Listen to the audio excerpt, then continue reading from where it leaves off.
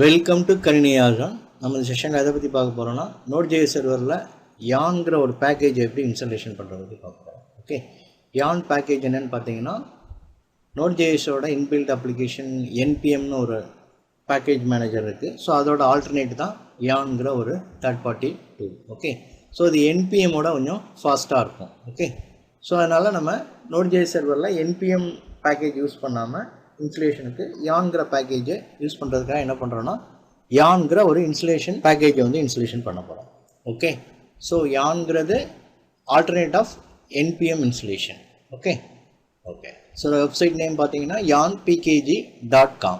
Okay, so இதில் போனீங்கன்னா உங்களுக்கு இன்ஸ்டலேஷன் எப்படி பண்ணுறது பற்றி உங்களுக்கு இருக்கும். ஓகே, ஸோ நான் என்ன பண்ணுறேன், கூகுளில் போய் நீங்கள் அடித்தாலே உங்களுக்கு யான் இன்ஸ்டலேஷன் வரும். நான் என்ன எடுத்திருக்கேன்னு பார்த்தீங்கன்னா, லினக்ஸ் ஹெல்ப்னு ஒரு வெப்சைட்டோட ரெஃபரன்ஸ் வந்து எடுத்திருக்கேன். ஓகே ஓகே ஸோ அதை வந்து என்ன பண்ணியிருக்கேன், கமெண்ட்ஸை வந்து 1 by 1 நான் வந்து ஆல்ரெடி காப்பி பண்ணி வச்சுருக்கேன். ஸோ இதை ஸ்டெப் 1 ஃபஸ்ட்டு கர்ல் போட்டு என்ன பண்ணுறோம், அந்த வெப்சைட் யான் பேக்கேஜ் வெப்சைட்லேருந்து அந்த ரெப்போ வந்து என்ன பண்ணுறோம், டவுன்லோட் பண்ணி எங்கே வந்து அவுட்புட்டை காப்பி பண்ணுறோன்னு பார்த்தீங்கன்னா, லினக்ஸோட Node.js சர்வரில் இடிசி டைரக்டரியில் ரெப்பாஸ் டைரக்டரின்னு பார்த்தீங்கன்னா m.repos.d தான் ரெப்பாசிட்டரி டைரக்டரி. ஸோ அதில் வந்து அந்த ரெப்பாசிட்டரியை வந்து க்ரியேட் பண்ணுறோம். ஓகே, ஸோ அதுக்கப்புறம் என்ன பண்ணுறோம், dnf இன்ஸ்டால் யான் அந்த பேக்கேஜை வந்து இன்ஸ்டலேஷன் பண்ணுறோம். ஏன்னா நான் ரெப்பாசிட்டரி நம்ம க்ரியேட் பண்ணியாச்சு.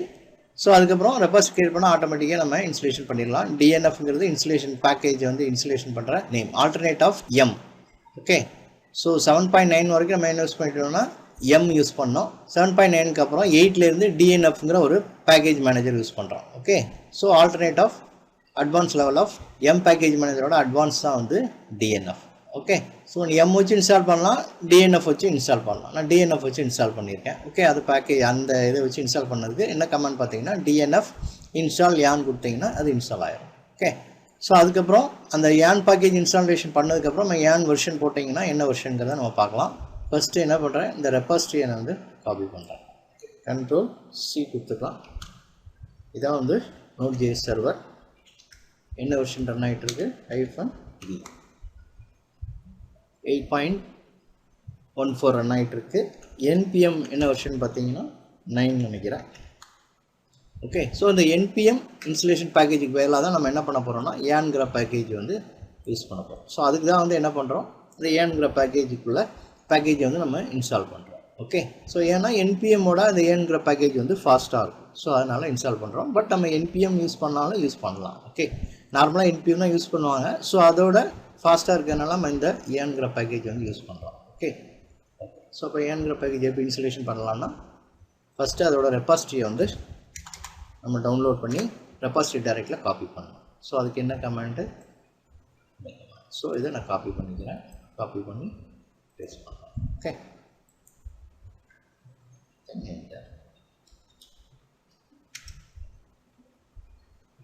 ஸோ இப்போ போய்ட்டு நீங்கள் சிடி இடிசி டைரக்டில் போய் பார்த்தீங்கன்னா அந்த ஏங்கிற ரெப்பாசிட்டரி வந்து க்ரியேட் ஆகிடும். ஓகே,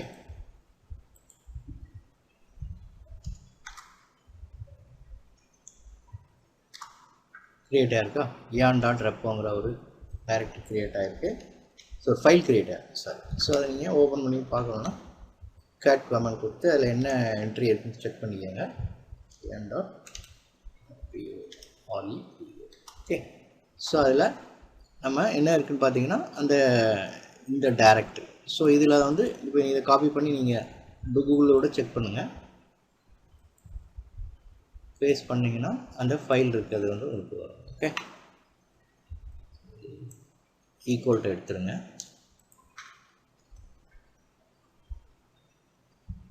ஓகே, ஸோ இது என்பிஎம். ஸோ எப்படி இன்ஸ்டலேஷன் பண்ணுறதை பற்றி போட்டிருக்கான். ஓகே, ஸோ இதில் போய்ட்டு நீங்கள் பார்க்கலாம். ஓகே, இதில் வந்து இதுலேருந்து தான் ஆட்டோமேட்டிக்காக உங்களுக்கு இன்ஸ்டால் ஆகும். ஓகே, ஸோ இப்போ என்ன பண்ணுறோம், ரெப்பாசிட்டரி க்ரியேட் பண்ணியாச்சு. ஸோ நெக்ஸ்ட் என்ன கமாண்டு, டிஎன்எஃப் ஆர் எம் ரெண்டுமே நீங்கள் யூஸ் பண்ணலாம். நான் டிஎன்எஃப் கொடுக்குறேன். இன்ஸ்டால் யான்.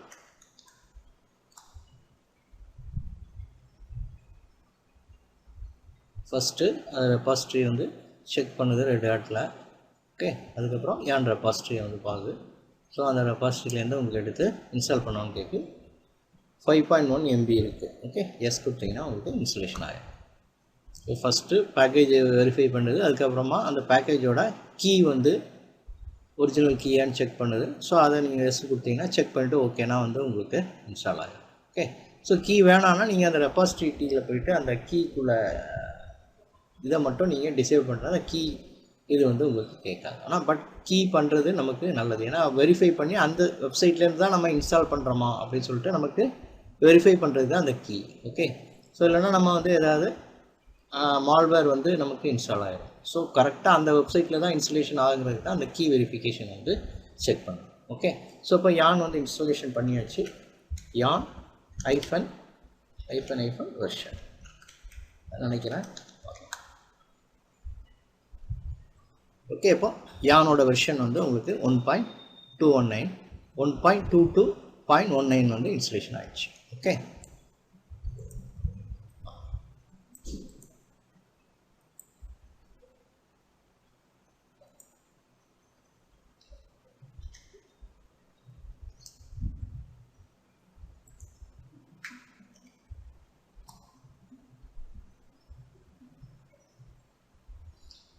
ஃபைனலாக அகெயின் ஒரு தடவை இன்ஸ்டலேஷன் கரெக்டாக இருக்கான்னு சொல்லிட்டு வெரிஃபிகேஷன் பண்ணிக்கலாம். யான் ஐஃபன் வெர்ஷன். ஓகே, ஸோ 1.2219 வந்து உங்களுக்கு இன்ஸ்டால் ஆகிடுச்சு. ஓகே, அப்போ இந்த செஷனில் யான்கிற ஒரு தேர்ட் பார்ட்டி டூல், அதாவது நோட் ஜேஎஸோட பேக்கேஜெலாம் இன்ஸ்டலேஷன் பண்ணி நோட் மாடல்ஸ் வந்து இன்ஸ்டலேஷன் பண்ணி இன்ஸ்டலேஷன் பண்ணுறதோட ஒரு பேக்கேஜ் மேனேஜர் தான் வந்து யான். ஓகே, இது ஒரு third party tool.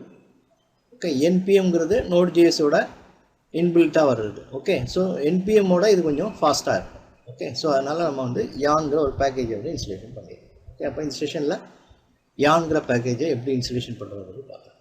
Okay, next செஷனில் இன்னொரு டாபிக் பற்றி பார்க்கலாம். Okay, thank you.